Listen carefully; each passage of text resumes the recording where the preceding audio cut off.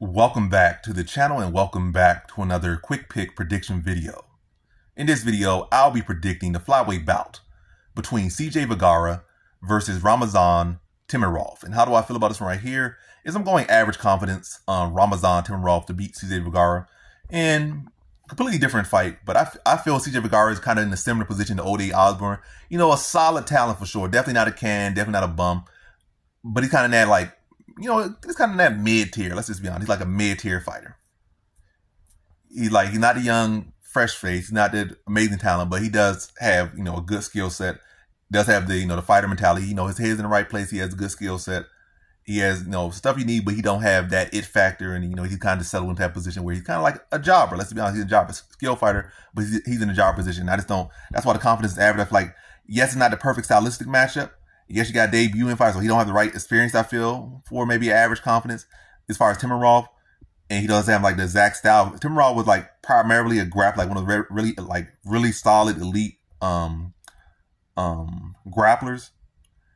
Yes, average would be like, that would be easy average. But the fact that Temirov prefers to strike, he has more of a striker, that gave CJ Vegara some options. But I just think it's going to a position where just like Osborne in his last fight, he just not, I feel like Osborne had a good, stylist, he did have a very good close fight with that fighter.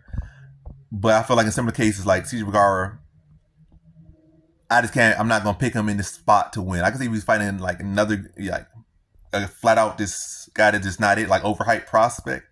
Or like another kind of like a fighter that's kind of fading, coming down. He could pull that off. But, a seemingly promising prospect that is actually skilled at what they do and young and has steam behind him, I can't see CJ Vegara, pulling off the win here.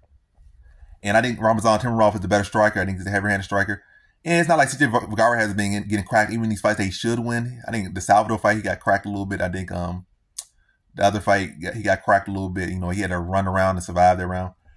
And, yeah, I think Ramazan Temirov was able to put him out. I'm going to say first round. I think Ramazan Temirov will come in and make a statement. CJ Vegara has been known to be a slow starter. He rallies late. Even if it does turn the fact he does survive, I still think Temirov can beat him for 3 rounds.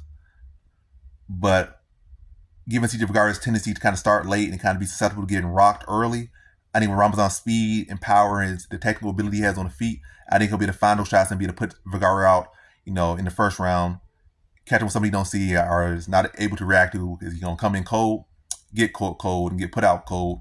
And I think that's like mid part of the second round. Mid part of the first round. Kind of like a filling out process first round, filling out the ranges, testing the ranges.